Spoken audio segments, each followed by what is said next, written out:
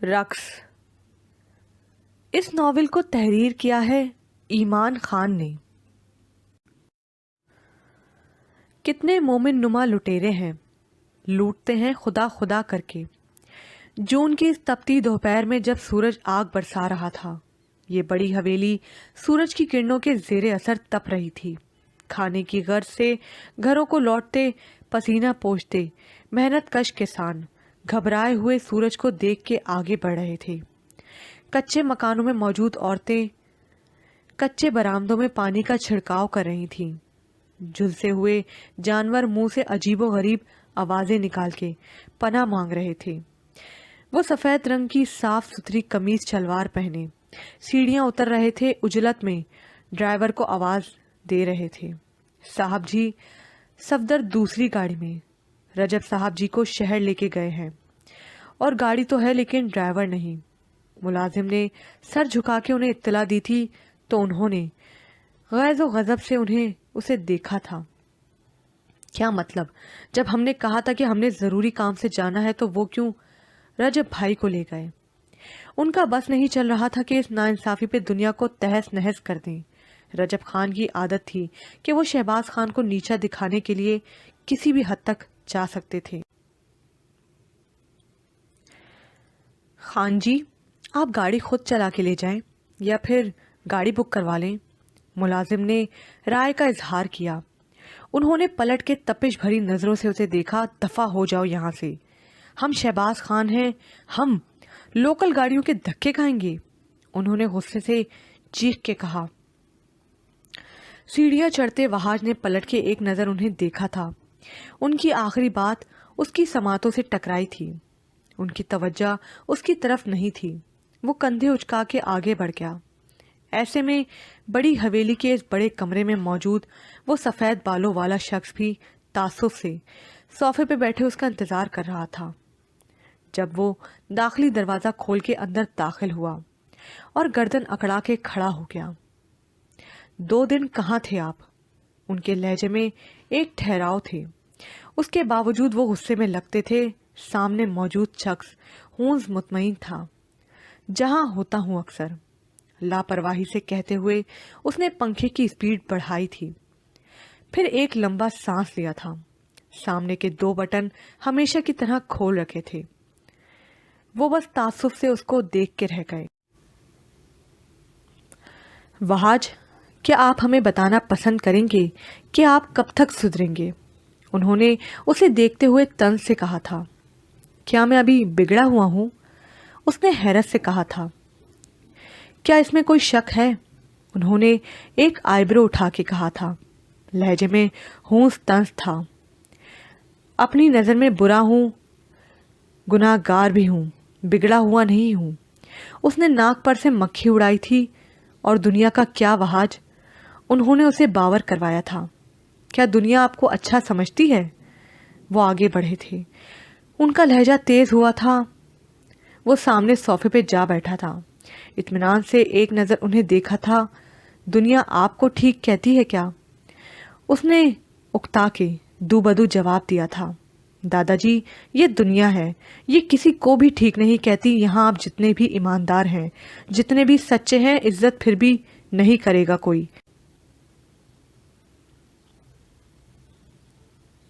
ہاں، اگر آپ کے پاس نوٹ ہے تو لوگ بچ جائیں گے آپ کے قدموں میں۔ میں ایسی دنیا کو منہ لگانا فقط اپنی تذلیل سمجھتا ہوں، ان کو خوش رکھنا محض ایک خوب فریبی ہے۔ وہ کبھی خوش نہیں ہوگی۔ آپ جتنے بھی اچھے ہیں، دنیا کی نظر میں آپ برے ہیں۔ اس کا چہرہ سپاٹ، لہجہ تیز تھا۔ فضول باتیں مت بنائیں وہاج، آپ کو ہم نے ہی سر چڑھایا ہے۔ آپ کے باپ تک اگر آپ کی باتیں پہنچ گئیں تو کیا عزت رہ جائے گی ان کی نظر میں آپ کی؟ وہ بھی اٹھ کھڑے ہوئے تھے اور اونچی آواز میں بولے تھے۔ وہ سر تاپا انہیں گھور کے رہ گیا۔ کیا حرکتیں ہیں میری، اس نے وہیں بیٹھے بیٹھے ٹھہرے ہوئے لہجے میں کہا۔ میں تو برا ہوں، غلط ہوں، گناہ گار ہوں۔ میں کہتا ہوں مجھے پردے ڈالنا، منہ چھپانا نہیں آتا۔ میں تو کچھ غلط کروں تو خدا کے سامنے 2 دن نہیں جاتا۔ میں اس سے منہ چھپاتا پھرتا ہوں، میں گناہوں کو جسٹیفائی نہیں کرتا۔ یہ حرکتیں ہیں میری۔ وہ ابھی تک ठहरे हुए लहजे में कह रहा था, और आप कहते हैं आप उन्हें बताएंगे। वो सब जानते हैं दादाजी, वो मुझे आइडियलाइज शो करते हैं सिर्फ अपने छोटे भाई को ये बावर करवाने के लिए कि मैं एक बेटे का बाप हूँ। वो अब की बार उठ खड़ा हुआ था और उनकी आंखों में आंखें डाल के बात कर रहा था। मुझे एक बात की समझ नहीं आती, गुनाहगार तो हम सब हैं, लेकिन तस्लीम हम सब नहीं करते। जो गुनाह हम दूसरों में तलाश करते हैं वही गुनाह हमारे अंदर भी होते हैं, लेकिन हम खुद को पाकीज़ा जाहिर करने में इतने अंधे हो जाते हैं कि दूसरों की बुराइयां तलाश करने लगते हैं। हम इंसान तो खुदा के कामों में मुदाखलत करते भी दरीग नहीं करते। हम इंसान इतने जजमेंटल कब से हो गए हैं। उसके लहजे में अफसोस था। वो लाजवाब थे, हमेशा की तरह। वो चुपचाप उठा था, उनके करीब से गुजर के बाहर निकल गया था। वो इंसान क्या था कोई कभी समझ नहीं पाया था। हम हैं हमजाद रात के मोहसिन, जिसकी किस्मत में सहर नहीं। उस मसरूफ सड़क पे गाड़ियों का बहुत रश था। जगह जगह भीख मांगने वाले दिखाई दे रहे थे। लोग गर्मी की वजह से घबराए यहाँ वहाँ जाते दिखाई दे रहे थे, जैसे सबको घर पहुँचने की जल्दी हो। गाड़ियों के हॉर्न और अजीब शोर में घिरी उसकी करोला भी खड़ी थी, जिसके काले शीशे बंद थे। अंदर एसी ऑन था। उसने उकताई हुई नज़रें विंड स्क्रीन पर जमा रखी थी, जहां अगली गाड़ी की हेडलाइट्स ऑन थीं। ट्रैफिक पिछले 10 मिनट से जाम थी। उसी लम्हे शहर की इस मसरूफ मार्केट में जहां आरा मुलाजिम के हमरा इस बड़े से प्लाजा के अंदर बनी जूतों की दुकान में खड़ी खरीदारी में मसरूफ थी। काले रंग का अबाया जो पाँव को छू रहा था, पर्दे से चेहरा ढांप रखा था, सिर्फ आंखें झलक रही थीं। आंखों में थकन थी। उसी लम्हे गाड़ी के सकूत को उसके बजते मोबाइल ने तोड़ा। उसने झुक के नंबर देखा, चौंका, फिर मोबाइल कान के साथ लगा लिया। हेलो चाचा जान, आम से लहजे में कहा गया था। मसरूफ सड़क के एक तरफ खराब गाड़ी के साथ टेक लगा के खड़े इस सफ़ेद दाढ़ी वाले शख्स ने जेब से रुमाल निकाल के माथा साफ किया था। वहाज, कहाँ हैं आप? लहजे में परेशानी का अंसर नुमाया था। मैंने अभी सदर क्रॉस किया है, उसने एतराफ़ का जायज़ा लेते हुए सरसरी बताया। क्या आप सदर वापस आ सकते हैं? हमने होटल पहुंचना है, हमारी एक ख़ास मीटिंग है और हमारी गाड़ी ख़राब हो गई है। उन्होंने गाड़ी को एक नज़र देख के परेशानी से कहा। उसने एक नज़र मोबाइल को देखा। पहली दफ़ा मदद मांगी गई थी। उसने कंधे उचका दिए। वहीं खड़े हूँ, मैं आ रहा हूँ, कह के उसने यू टर्न ली। गाड़ियाँ सड़क पे अभी भी रुक रुक के चल रही थीं। बड़े बड़े प्लाजों को क्रॉस करता वो कुछ वक्त बाद मतलूबा जगह पे पहुंच गया था। उसने गाड़ी रोकी और रोड क्रॉस करके उसकी तरफ बढ़ गया जहां वो खड़े थे। वो वहीं खड़े यहाँ वहाँ देख रहे थे। वो दूर से उन्हें देख चुका था, इसलिए उनकी तरफ बढ़ा था। वहाज, गाड़ी किधर है आपकी? उन्होंने गाड़ी की तलाश में नजरें दौड़ाई। वो मुस्कुरा रहा था। अफसोस से जिस वक्त आपने मुझे बुलाया उस वक्त तो मैं पैदल था। उसने कमाल होशियारी से झूठ बोला। क्या मतलब? तुम शहर से यहाँ तक कैसे आए? वो ताज्जुब का शिकार थे। मैं लोकल आया हूँ, उसने बगौर उन्हें देखते हुए कहा। वो एक नज़र उसे देख के रह गए, जैसे कहना चाह रहे हो कि फिर तुम यहाँ क्यों आए हो। वो हूँस मुस्कुरा रहा था। मुझे महसूस हुआ इस मुश्किल वक्त में मुझे आपको अकेला नहीं छोड़ना चाहिए। वो एहसान जता रहा था। आपको देर हो रही है, आपकी फ़्लाइट मिस हो जाएगी। उसने तेज़ी से याद दहानी करवाई।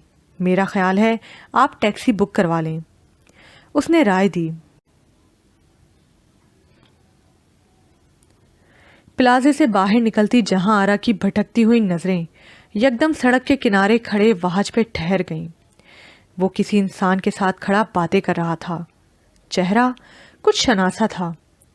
वो 2 कदम करीब गई। वहां से उसका आधा चेहरा दिखाई दे रहा था। वहाज उसके साथ बातें कर रहा था। वो चौंकी। उनके पैर खुद ब खुद उस तरफ उठने लगे। उन्हें महसूस हुआ जैसे नज़रों का धोखा है।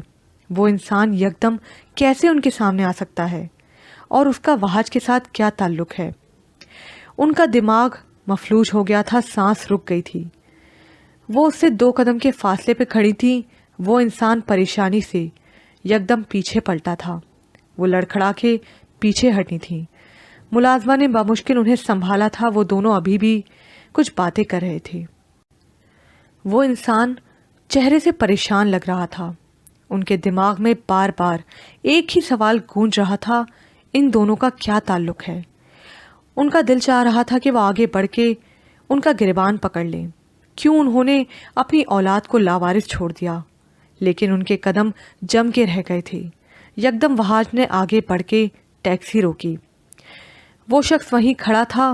وحاج اب جھک کے ڈرائیور کو کچھ سمجھا رہا تھا۔ چاچا جان، یہ آپ کو ایئرپورٹ چھوڑ دے گا۔ اس نے وہیں کھڑے کھڑے اونچی آواز میں اس شخص کو مخاطب کیا۔ وحاج اور زرپاش؟ وہ منہ ہی منہ بڑبڑائی۔ وہ شخص ناچارو چار ٹیکسی کا دروازہ کھول کے بیٹھ گیا اور گاڑی زن سے آگے بڑھ گئی۔ انہیں سمجھ نہیں آ رہی تھی وہ کیا کریں۔ پہلے زرپاش کو بتائیں یا وحاج کو؟ وحاج اب روڈ کراس کر رہا تھا۔ وہ جنونی انداز میں اس کی طرف بڑھی۔ وحاج! وہ چیخیں اور اس کی طرف دوڑ لگا دی۔ وحاج نے یکدم پلٹ کے اس برقع پوش عورت کو دیکھا۔ اسی لمحے دور سے آتی تیز رفتار گاڑی نے جہاں آرا کو کچل دیا۔ چہرے سے پردہ اترا۔ وہ منہ کے بل زمین پہ گری۔ وحاج کو ایک لمحہ لگا تھا پہچاننے میں۔ وہ تیزی سے اس کی طرف لپکا تھا۔ اب وہاں لوگ جمع ہو رہے تھے۔ وہ بھیڑ چیرتا آگے بڑھا۔ زمین پہ وہ اوندھے منہ پڑی تھی۔ ان کا سر، چہرہ خون کے ساتھ بھرا ہوا تھا۔ ملازمہ ایک طرف صدمے کے زیر اثر کھڑی تھی۔ وہ گھٹنوں کے بل ان کے قریب بیٹھا۔ ایمبولینس! وہ چیخا۔ اسے اپنے ہاتھوں پہ دباؤ محسوس ہوا۔ وہ نیم غنودگی میں تھی، سانس مشکل سے لے رہی تھی۔ وحاج! انہوں نے اٹک اٹک کے کہا۔ زرپاش سے شادی کر لینا، انہوں نے بامشکل کہا۔ وہ منہ کھولے انہیں دیکھ رہا تھا۔ عجیب شور تھا۔ وہ ایک طرف ہو کے کھڑا ہو گیا۔ انہیں ایمبولینس میں لے کے جایا جا رہا تھا۔ وہ کچھ بھی بول نہیں پا رہا تھا۔ وہ جانتا تھا وہ زندگی کی بازی ہار گئی ہیں۔ ایک طوائف نے بے پردہ زندگی گزاری تھی، لیکن اس کی موت بے پردگی میں نہیں ہوئی تھی۔ اس نے ایک نظر ان کے مردہ وجود پر ڈالی۔ ان کے بال ابھی تک دوپٹے میں قید تھے، چہرے پہ سکون تھا۔ انہیں اس طوائف کے لیبل سے آزادی مل گئی تھی۔ میں جو تنہا کبھی چپکے سے بھی رونا چاہوں تو دل کے دروازے کی زنجیر ہلا دیتا ہے۔ ابھی تھوڑی دیر پہلے والے صاف آسمان کو یکدم کالے کالے رنگ کے بادلوں نے گھیر لیا تھا۔ سرسراتی ہواؤں نے زور پکڑا تھا اور آندھی کی شکل اختیار کر لی تھی۔ ہر چیز گرد کی صورت یہاں وہاں اڑ رہی تھی۔ چیزوں کے یہاں وہاں گرنے سے عجیب سا شور پیدا ہو گیا تھا۔ دن میں ہی شام کا گمان ہو رہا تھا۔ یکدم پورے کوٹھے میں اندھیرا چھا گیا تھا۔ شاید بجلی والوں نے یہ موقع غنیمت جانا تھا یا کوئی فیڈر ٹرپ ہوا تھا۔ باہر ہوائیں زور پکڑ رہی تھی اور اندر اس کا دل کسی سہمے بچے کی طرح اندیشوں کو جھٹک رہا تھا۔ اس نے اپنے کمرے کی کھڑکی سے پردہ کھسکایا۔ باہر نیم اندھیرا ہو رہا تھا۔ اسے گرد اڑتی ہوئی دکھائی دی۔ ہوا بے رحمی سے چیزوں کو یہاں وہاں پٹک رہی تھی۔ اس نے پردہ دوبارہ برابر کیا، دوپٹہ سیٹ کیا۔ چہرے پہ پریشانی کے آثار نمایاں تھے۔ تھکے تھکے قدم اٹھاتی 7 والے کمرے تک گئی، ہلکی سی دستک دی اور اندر چلی گئی۔ اندر تکیے کے ساتھ ٹیک لگا کے بیٹھی نگار بیگم نے ایک سرسری نگاہ اس کے چہرے پہ ڈالی۔ وہ چہرے سے فکر مند لگ رہی تھی۔ کیا ہوا ہے زری؟ کیوں پریشان ہے؟ انہوں نے ناک چڑھا کر پوچھا۔ وہ اماں جان بازار گئی تھی، ابھی تک واپس نہیں آئیں۔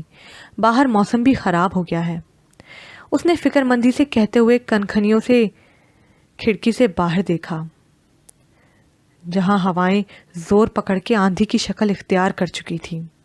ہاں، ہم نے جہاں آرا کو فون کیا تھا لیکن اس کا نمبر بند ہے، انہوں نے عام سے لہجے میں کہا تو زری کا دل مزید گھبرا گیا۔